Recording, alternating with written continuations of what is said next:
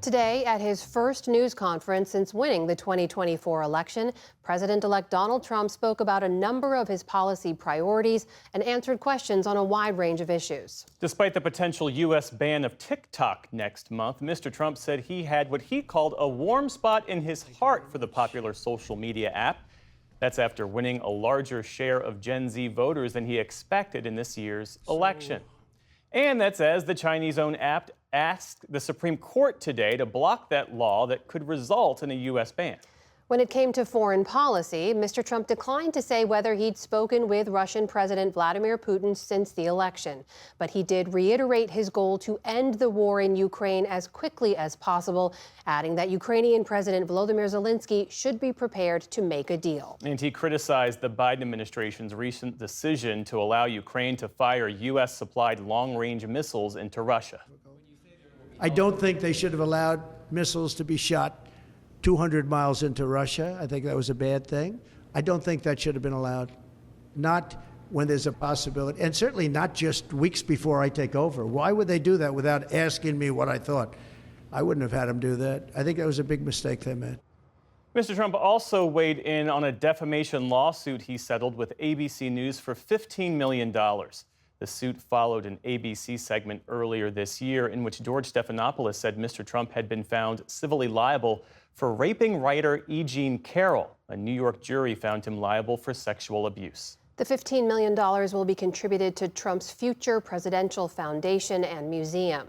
Mr. Trump was asked about the settlement and whether he plans to file similar suits against other news outlets or individuals. I think you have to do it because they're very dishonest. And you need a fair press. And the press is, no, I see others. I have a few others that I'm doing. I'm going to, as an example, I'm doing this not because I want to. I'm doing this because I feel I have an obligation.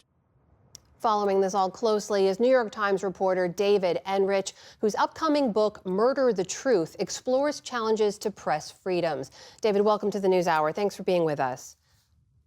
Thanks for having me. So let's start with that ABC News settlement. They're paying $15 million in that settlement, plus $1 million for Mr. Trump's legal fees. They also added an editor's note on the interview page website. It reads thusly: ABC News and George Stephanopolous regret statements regarding President Donald J. Trump made during an interview by George Stephanopolous with Representative Nancy Mace on ABC's This Week on March 10th of 2024.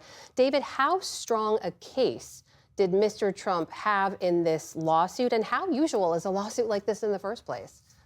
Well, lawsuits like this have become increasingly common, and this is a tactic that Trump decades ago began pioneering, and he has just been banging this drum more and more loudly ever since. And it's a tactic that's caught on, especially in MAGA circles, but really in politicians, business leaders, companies, big organizations are increasingly using defamation threats and defamation lawsuits as kind of a cudgel to attack unfavorable news coverage. And the reality in this case is that, according to everyone I've spoken to, Trump's case against ABC News seemed not great. And there are very strong protections built into the First Amendment and how it's interpreted by the Supreme Court that give the media and others a lot of leeway when they are scrutinizing powerful individuals, no more so than the president-elect of the United States. And it's basically meant to prevent exactly this type of lawsuit. So I think ABC had a pretty good chance of prevailing in court if they had wanted to let it go that far.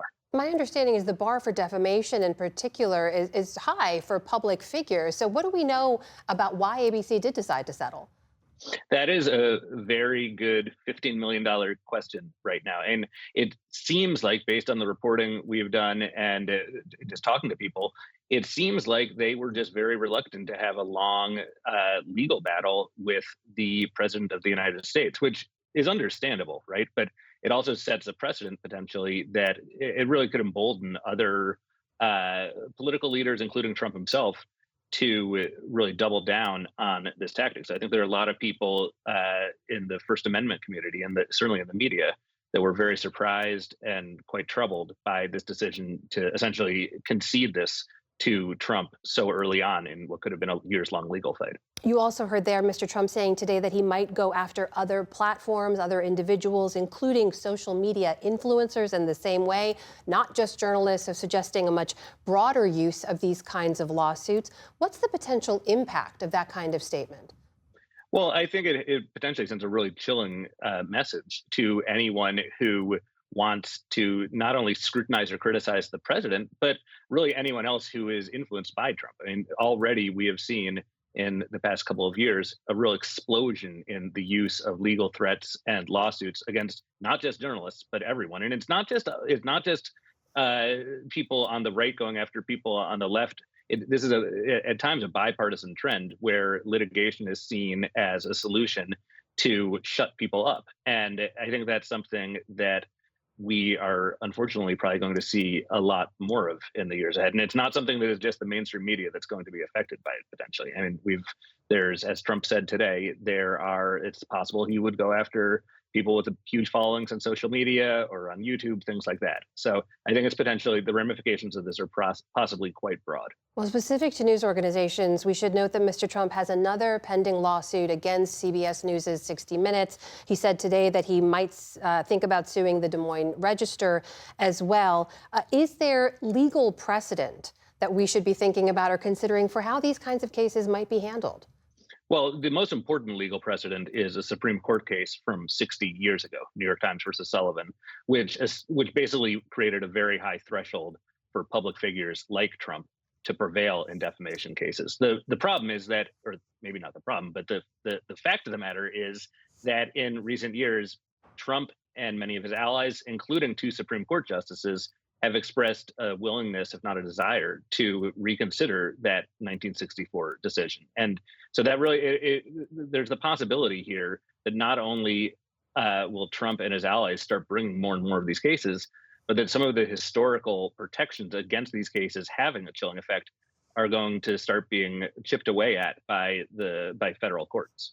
That is David Enrich of the New York Times, author of the book, Murder, the Truth. David, thank you for your time. Really good to talk to you. Thanks for having me. Thank you.